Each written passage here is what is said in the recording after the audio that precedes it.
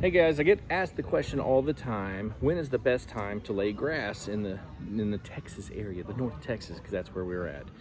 And some people think that, when it's hot, when it's summertime, you can no longer lay grass. And that's just simply not true if you have an irrigation system.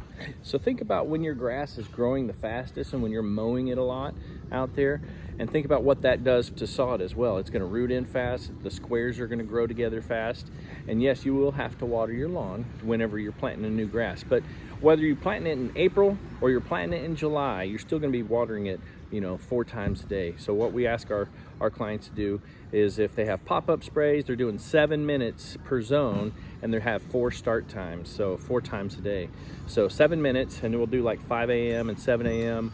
and then an afternoon watering at 2 p.m. and say 4 p.m., something like that. Let it have a time to water and soak, and then it comes back through again. Just kind of keeps it wet all day long.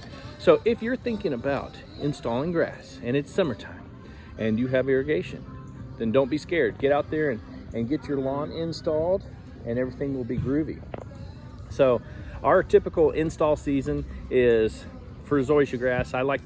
Since I like to kill out the existing turf and stuff, I wait for the soil temperatures to rise up a little bit so I can kill out the existing turf. So we install starting in April, and we go all the way through the end of September. And a lot of folks will install in the wintertime. We just like to shut down around September and start doing other things. But April through September, you can install grass. We're installing some Xeon zoysia grass today. We do a lot of palisades and a lot of different types of zoysia grass. But if you want to find out more about zoysia grass, you can go to zoysiasod.com. But yeah, don't be scared to install grass just because it's hot out. You got an irrigation system, use that bad boy. Grass loves heat, so just get out there and install whenever you're ready. All right.